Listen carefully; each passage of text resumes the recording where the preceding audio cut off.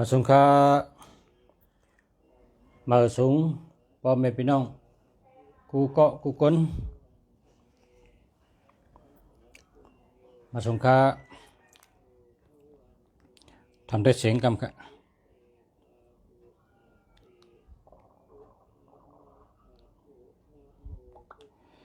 มาสงค่ามาสงค่า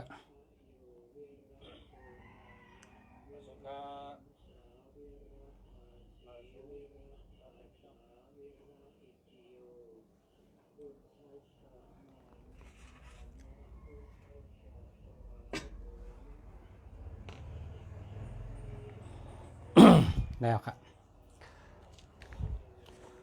ตอนที่สี่ปีเมื่อใด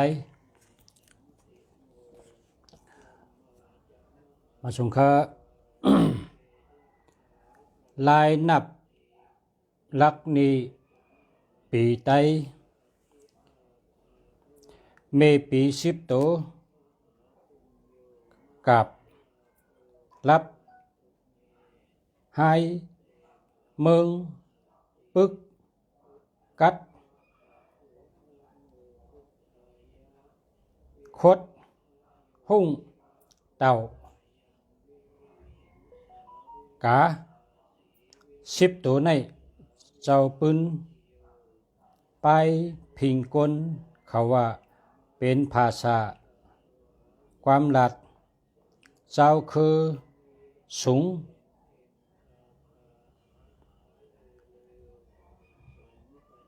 เจ้าคือสูง อำเจอคือเขครับเป็นเจ้าคือเนื้อเจือจัดปลายตีคุณเขาขุนคือสูงขุนโคสกันต่อค่ะคือสงนะครับขุนคือสงสองก็พี่น้องหิมอำนาจกันปีอายมันก้านแลไล่ปลายมาปึงเจ้าหอคำเมืองเขจังเอาพิงลักนี้เมปีลูกปี60มาเจอตือในเมืองเขแลวายมาไล่เอาเพจอดกว่าตั้งปอดเอเชียและเจิงจานวันออกเอเชียวันไหนเย้าจือเมปี10ตัวนั้นป่องความใต้ว่าหืออำมีเผอหลัดอำจำไว้ลูกปีอำนั้นก็มิงปี12ตัวเหมือนจังหนังใจเป่ายีเมาสีใส่สีงะหมดเม็ดสารห้าวเม็ดซิดไก่12ตัวในเด็ปิกว่าเป็นภาษาเจ้าปลายตีเขาก็อย่าไล่ปิ่นเป็นภาษากรรมเผอกรรมมันเสเจ้าตื้อกันมาเจ้าหนังคำเมนกัมพูชาปิ่นว่าสดสรูขานถ่อมาลงมาเสงมะเมมะแมวอกลากาจอกุลนายอยู่เขเขาก็ได้ปิ่นเป็นก้ามเขเขาเขเย่ตั้งหลายปิ่นว่าจือเที่ยวเองเมาสิงจีหัวปีเซ็งเอวสุดหายเสียงเขหลงอันออกเป็นชูนิวคูเมาหลงสื่อมายังเคอจีเกอจูในอยู่พี่น้องใต้ซ้ำปิ่นเป็นกำไต้ว่าใจหนูเป่าโวยีเสือเมา บางใต้สีเงือกใส่งูสีงะมะหมดเปะสารลิงเห่าไก่เม็ดหมาไก่หมูและห้องติดจับซบจับปากสึกกันมาง่ายๆในว่าหนูโวเสือปางใต้เงือกงูม้าเป้ลิงไก่หมาหมูคำเหม็นกัมพูชาและเขเขามีตีป่องเหมือนกันตั้งใจเขาป่องอันเดียวกัน ว่าเหมือนกันเมืองเขและเมืองเขมรเมืองกัมพูชาเหมือนกันตั้งใจเขาดีๆตีป่องอันเดียวกัน คนไทยเขากำปานำสงนับ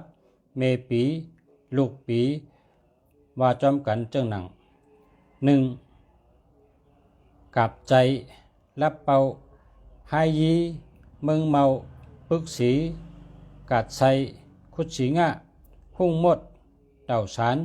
กาห้าวกับเม็ดรับไก่12ลัก2ให้ใจเมืองเป่าปึกยีกัดเมาคุดสีหุ่งไซเต้าสีงะกาหมดกับสารรับห้าวไฮเม็ดเมืองไก่12ลัก3ปึกใจกัดเป่าคุดยีหุ่งเมาเต่าสีกาไซกับสีงะรับหมดให้สารเมืองเฮาปึกเม็ดกัดไก่12ลัก4คุดใจหุ่งเป่าเต่ายีกาเมากับสีรับใส่ให้สีงะเมืองหมดปึกชานกัดเฮาคุดเม็ดหุ่งไก่12ลัก5เต่าใจกาเป่ากับยีรับเมาให้สี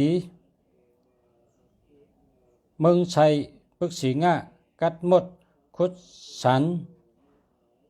หุ่งเฮากับเม็ดกาไก่12ลัก12ลัก5หอบนับเป็น60ลักเตรียมเย้าขึ้นเตียงเอามันกับใจรับเป่าเฮ็ดไหนกว่าแท่ง60หอบเอาเป็นสัมสาระธรรมอยู่จังหนังไหนวันก็จังหนังไหนเหลินก็เหมือนกันจังหนังไหนคนไทยเฮาไหว้เสยิบเจ้าตื้อจุดชักการาดปีเมืองก็จะเย้านั่นเตนับเอาลักนี้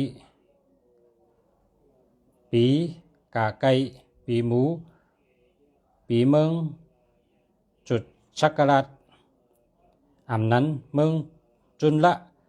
เป็นปีเมืองก็จะปีที่หนึ่งนี้ในมาเมื่อเดือน5เหมือน1คำวันอาทิตย์ยามโหเหนือในเย้าอาจารย์สว่างปัญญากุลเจ้าไทยนับใบหนังไหนคะ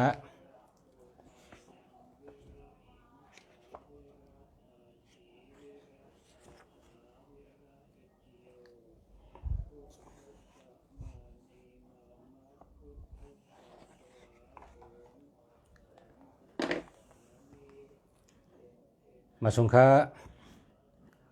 ได้อ่านถึงตอนที่4ลองปีเหมือได้ค่ะเนาะกึดกันได้ก่อนพอตันแต่อ่านแทงเป็นตอนกะเอากันได้ก่อนเนาะย้อนสู้เหอะพอเมพี่น้องผู้ถมยินกูก็กูคนให้อยู่ดีกินวันเหตุการณ์ขึ้นเยี่ยมมาสูงอยู่ดีมีเงินห่างดีกึกปืนกูก็กูคนขามาสงค้า